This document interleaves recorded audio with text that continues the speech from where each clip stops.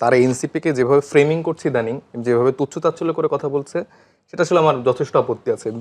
মানে এনসিপি এমন কোনো দল নয় যেটা আসলে ডিজিএফ এর দ্বারা গড়া দল, রাষ্ট্রপতি থাকাকালীন সময়ে যে ব্যক্তি ছিল তার গড়া দল, এরকম কোনো দল নয়। আমাদের দলের যে প্রধান, সে বরঞ্চ সরকার থেকে নেমে এসে দলের দায়িত্ব গ্রহণ করেছে। এখানকার প্রত্যেকটা তরুণ যারা লিডারশিপের জায়গা আছে, তারা এই অভ্যুত্থানে মূল জায়গা থেকে নেতৃত্ব জায়গা দিয়েছে। এবং তারা শুধুমাত্র এই 36 দিন বা এরকম করে যে এখন খাটো করা হয় যে জুলাই আগস্টেরই শুধুমাত্র এরা আন্দোলন করেছে, এটাও কিন্তু না। এরা আমি ইনক্লুডিং মি, আমরা সহ 10-15 বছরে আমাদের একটা জার্নি আছে। আমরা ক্যাম্পাসের রাজনীতি থেকে শুরু করে বিভিন্ন সময় যেসব ইস্যু ছিল, আমরা কিন্তু রাজপথে থেকেছি।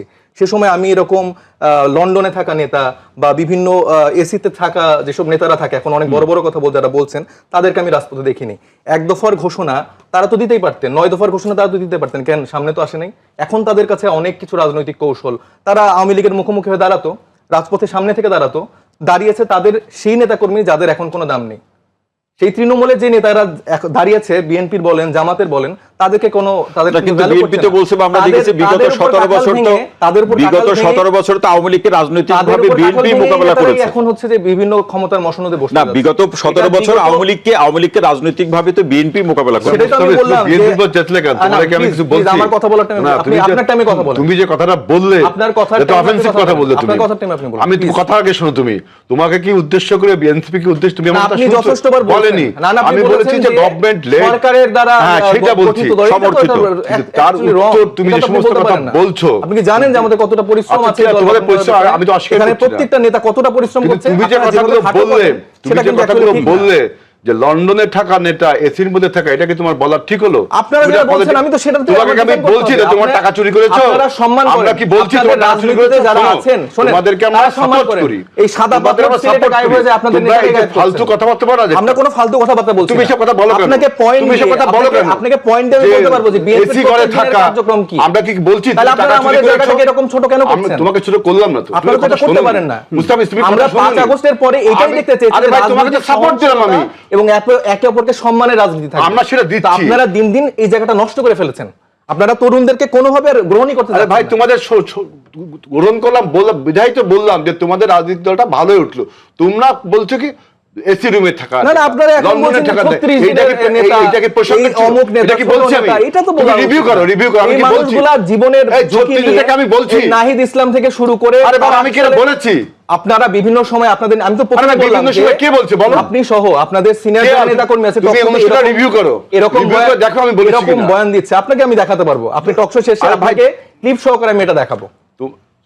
ঠিক আছে, আমি আপনি ক্লিপ সহকারে দেখাবো যে আপনাদের সিনিয়র নেতারা, আমরা কিন্তু একটা বিষয় যে হেলাল ভাই আমরা শুনে আসি, দেখি শুনে আসি, আমি আপনার কাছে ফিরবো। সাহেব মুস্তাফিজের আলোচনা শেষে আমি আপনার কাছে ফিরবো হেলাল ভাই। জি, যেটা বলছিলাম যে ওনারা বারবার এরকম করে ট্যাগিং করা হয়, তারপরে 17 বছরের আমরা তো অবশ্যই সবসময় স্বীকার করছি এই অভ্যুত্থানের সময়ও বিএনপি, জামাত সহ সব দলই ছিল, কিন্তু নেতৃত্বের জায়গায় বৈষম্য বিরোধী ছাত্র আন্দোলনের ব্যানারটা ছিল। যে মানুষগুলো ছিল তাদেরকে তো প্রাপ্য সম্মানটা আমাদেরকে দিতে হবে। এই 1 বছরের মাথায় যদি তাদেরকে আমরা অস্বীকার করে ফেলি, তাদের ভেতরের একটা অংশের যখন একটা রাজনৈতিক দল গঠন করেছে, তারা তো একটা স্বপ্ন নিয়ে রাজনৈতিক দলটা গঠন করেছে। আমরা ক্ষমতা আসার জন্য রাজনীতি করছি না। আমরা বারবার বলছি আমরা মৌলিক সংস্কারের জায়গাটা আমরা নিশ্চিত করছি, কিন্তু আপনাদের বিরুদ্ধে অভিযোগ কিন্তু সেটাই যে আপনারা ক্ষমতায় আসতে চান। আরেকটা দল যেন এরকম করে ক্ষমতায় না আসে। 3 জোটের রূপরেখার জায়গাটা আমরা ইতিহাস পড়েছি, আমরা 71-এর আগের ইতিহাসও পড়েছি। এটা নিয়ে আলাপ করতে গেলে অনেক বিস্তার আলাপ করতে হবে, কিন্তু পরবর্তীতে আমরা দেখেছি যে আসলে মানে উইনার্স টেকস অল এই নীতিতে আসলে আমাদের রাজনৈতিক দলগুলো 90-এর পরে চলে গেছে। আপনারা 111-টা কেমন কিভাবে আসলো? আমরা সে সময় তো দেখেছি যে 22 দিন একটা দল আবার ক্ষমতায় থাকতে চেয়েছে, পরে আবার সেখানকার প্রেসিডেন্ট দিয়ে তারপর আবার একটা 111 সরকার গঠন করা হলো। তো একবারে যে আমি ঢালাও ভাবে এক পক্ষকে দোষ দিচ্ছি, আমার কোনো দোষ নেই। এই 17 বছর এই 5 আগস্টের পরে আমাদের রাজনৈতিক দলগুলো যে সাইফ মুস্তাফিজ আমাদের যে অতীত 17 বছরে আপনি যেটা উল্লেখ করলেন যে বিএনপির যে ত্যাগ, তাদের গুম খুন, এটা তো আমরা অবশ্যই স্বীকার করছি। আমাদের অনেক ফ্যামিলি মেম্বাররা যারা আছে বিএনপি করেছে, তারা গুম হয়েছে, খুন হয়েছে, তারা বাসায় ফিরতে পারেনি। তৃণমূলের সেই নেতাদের কি বিএনপি আসলে ওইভাবে কি মূল্যায়ন করে কিনা? তাদের বিচারের জন্য কি তারা কখনো নেমেছে কিনা? উনি বলল যে 5 আগস্টের পর থেকেই তারা নির্বাচন চাচ্ছে। জাতীয় সরকারের রূপরেখা তো এখানে দেওয়া হয়েছিল। একটা বিপ্লব কেন প্রকৃতপক্ষে হলো না কেন? তরুণরা যেভাবে জাতীয় সরকারের রূপরেখাটা বাস্তবায়ন হলো না কেন? তারিক জিয়া সাহেবের সাথে আমাদের মিটিং হয়েছে, উনি এটাতে আসলে আসতে স্বীকৃতি জানায়নি, তার মতো করে একটা ফরম্যাট দিয়ে দিয়েছে, বলেছে 2 মাসের মধ্যে ইলেকশন করে দেন। তো আমরা তো এত মানুষ, এত জনগণ তো শহীদ হয়নি এত শুধুমাত্র একটা ইলেকশনের জন্য, একটা পাওয়ার চেঞ্জ করার জন্য তো তারা আসেনি। কিন্তু আবার চলমান বাস্তবতায় সিনিয়র সাংবাদিক এবং দৈনিক সময়ের আলোর সম্পাদক আবু সাইদ খান সহ অনেকেই বলছেন যে চলমান যে বাস্তবতা, আইন শৃঙ্খলা পরিস্থিতি সবকিছু মিলে নির্বাচনই একটা গ্রহণযোগ্য সমাধানের জায়গা হতে পারে। জায়গাটা মানে চলমান পরিস্থিতিটা কারা এরকম করে তুললো? সিলেটের সাদা পাথর একদিনে নাই হয়ে যাচ্ছে কিভাবে? প্রত্যেকটা জায়গায় চাঁদাবাজি কারা করছে?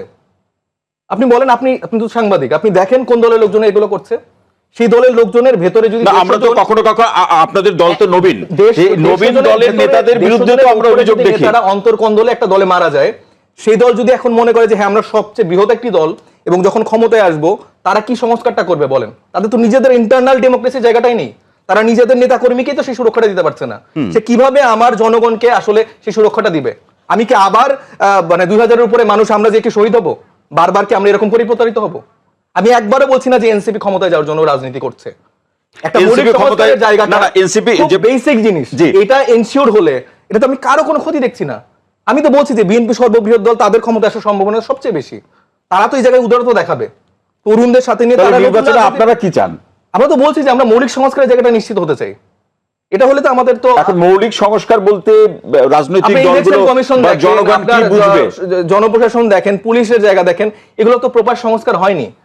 নির্বাচন কমিশন তো আগের পদ্ধতিতে তো চলছে। তাহলে এক বছর তো হলো, এই সরকারের তো ভাই দায়িত্ব না, আর এক বছর হলো। নির্বাচন কমিশনের অধীনেই তো 3টা ইলেকশন। আবার এই নির্বাচন কমিশন নিয়ে কিন্তু আপনারা সরকার কেন ফাংশন করতে পারছে না? ভাই আপনারা এই নির্বাচন কমিশন নিয়ে কিন্তু আপনারা অভিযোগ করেছেন যে এই নির্বাচন বিএনপির একটা পারিবারিক প্রতিষ্ঠানে পরিণত হচ্ছে। সেই অভিযোগই কিন্তু আপনারা, আমি আপনার কাছে আবার ফিরবো ভাই। সরকার কেন ফাংশন করতে পারছে না? এই যে পারিপার্শ্বিকভাবে যে বড় দল বিভিন্নভাবে তাদেরকে সে সাপোর্টটা দিতে পারছে না।